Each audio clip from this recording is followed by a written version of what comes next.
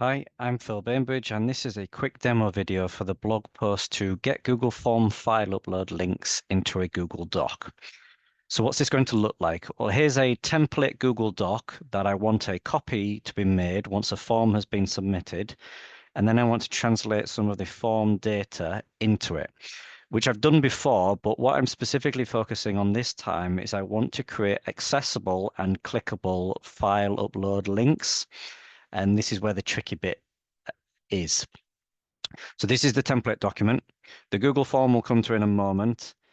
The Google form has a regular response sheet as normal, but in there, in extensions and app script, you'll see the code, which is detailed more in the blog post about what it does, as well as comments in the code. But if I just scroll down, we're specifically looking at this section here, which works towards finding our particular keyword tag in the document and then being able to get the element and then go through and add our file name and create a clickable link. So this is the bit that's doing the legwork here.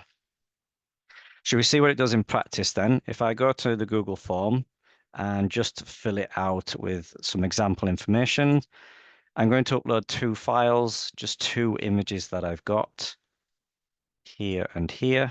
So if I insert that and then click the submit button, I've already created the on-form submit trigger here for the app script.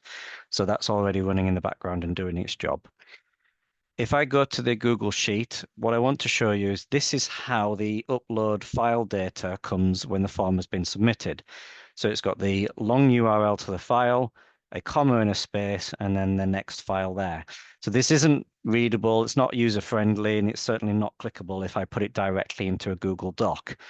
Hence, this blog post and the extra bit of code works on dealing with that. What does it look like then? Well, here I've got a folder where I've just created that new Google Doc on the form submission. If I open that, this is the end result that we get. So the email address has been populated automatically, and then it's gone through one by one and inserted the file names and made them clickable links to the relevant items. There's some extra spacing around here that I added in just because I wanted this to be separate and not all squashed together, but you can tweak that as you need to. But here we have a fully accessible document with nice clickable links, and it's much more friendly for somebody to use going forwards. Thank you very much.